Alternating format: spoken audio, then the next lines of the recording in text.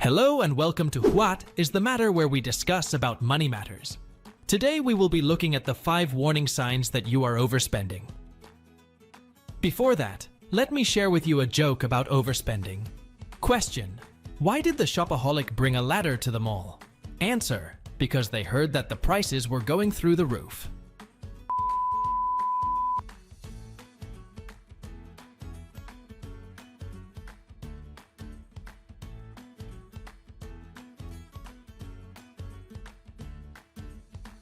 Five signs you are overspending.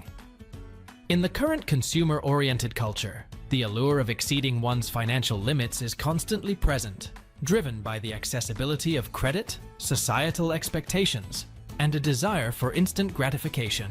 In fact, according to the latest Fidelity Global Sentiment Survey, conducted on December 6, 2023, Singaporeans are more prone than their global counterparts to overspending, with many having spent beyond their means in the past 6 months. Additionally, only 43% of Singaporeans report feeling confident about their day-to-day finances.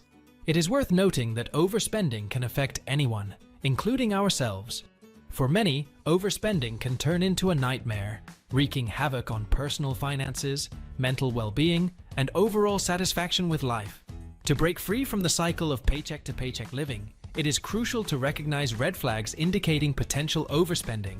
Cultivating prudent spending habits and establishing a strong financial base are essential steps towards achieving long-term financial stability. 1. Your total debt servicing ratio exceeds 50%. Overspending emerges when your total debt servicing ratio, TDSR, surpasses 50% of your monthly income. TDSR is equal to borrower's total monthly debt obligations, divide by borrower's gross monthly income, multiply by 100%. TDSR signifies the percentage of your monthly income allocated to loan repayments. The following are incorporated into monthly debt obligations: property-related loans, including the loan being applied for, car loans, student loans, renovation loans, credit card loans, any other secured or unsecured loans, including revolving loans. Here is an illustration of an individual with a TDSR of 60%, indicating potential debt issues. It is crucial for them to reduce their reliance on credit and prioritize paying off their loans. Take a look now at this table. Unless you have undertaken substantial loans like mortgages, your TDSR ideally should not exceed 50%.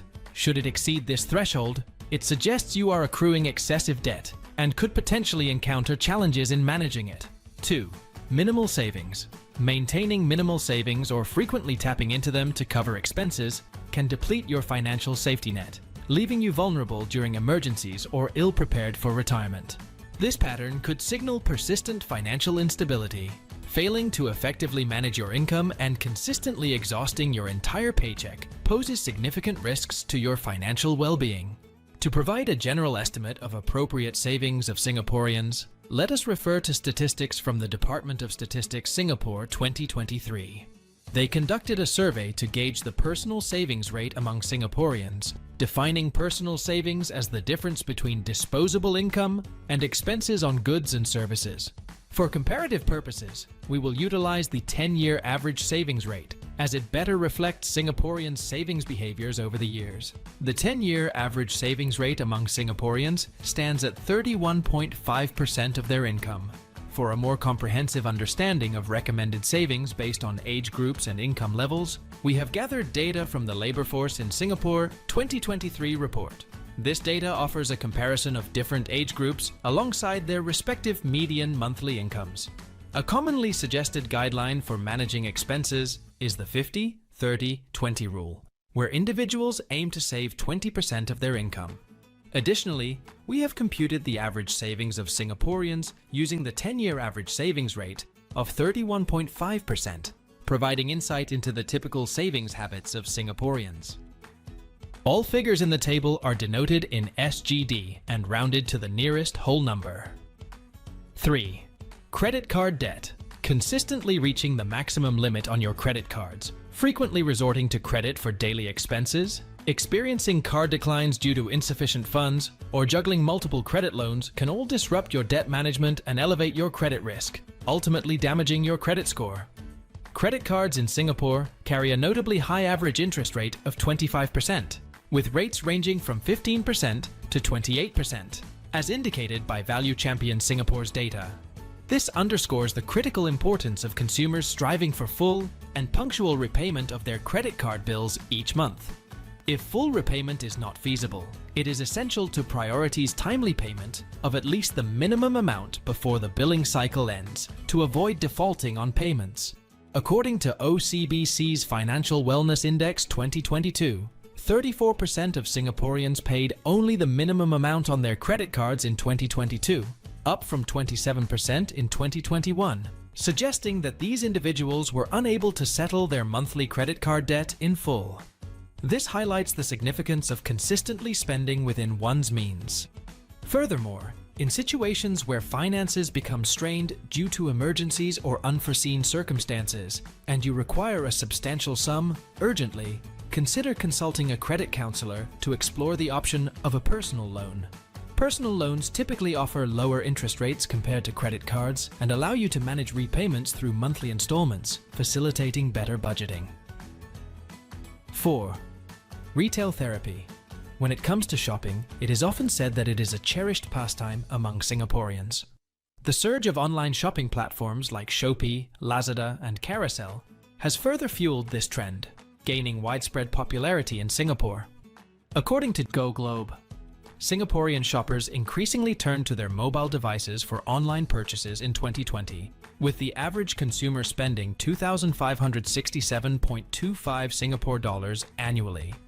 This amounted to approximately 213.94 Singapore dollar per month, which equated to 4.72% of the median monthly income of 4,534 Singapore dollars for Singaporeans, as reported by Smart Wealth Singapore. While occasional indulgence and responsible spending are understandable, it is essential to recognize when we have crossed the line into overspending. 5. Frequently borrowing. Frequently needing to borrow money from family, friends, or lenders to cover expenses, or even for leisure spending, is a distinct indication of financial pressure and suggests that you are exceeding your means. This cycle perpetuates further debt accumulation, potentially trapping you in a never-ending cycle. Therefore, assuming control of your finances has never been more important. It may pose challenges, yet it will yield you significant benefits.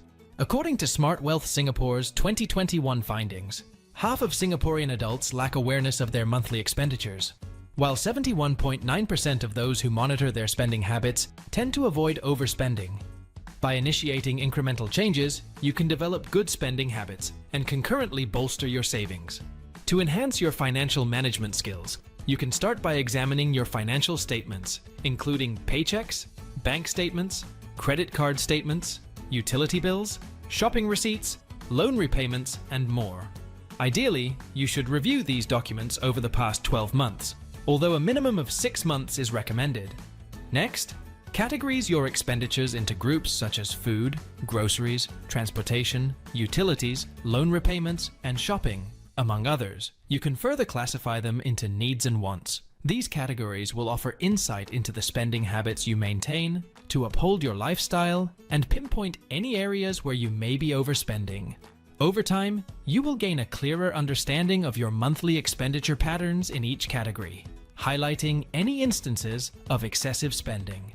Once you have tracked your expenses, you can proceed to create and adhere to a budget. A commonly followed budgeting guideline is the 50-30-20 rule, allocating 50% of your income to needs, 30% to wants, and 20% to savings. However, individual needs and financial situations may vary, so it is essential to customize this approach to suit your circumstances.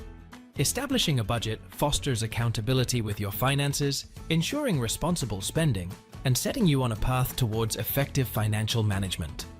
If you found yourself to be overspending, you need to watch it and not fall into the pitfall of becoming servants to credit facilities. Mr. What is the Matter has been gaining subscribers ever since launch, and I really appreciate. If you enjoy contents like this, subscribe to my channel so that I can continue researching into the daily topics of finance or investments and coming up with more videos. Huada.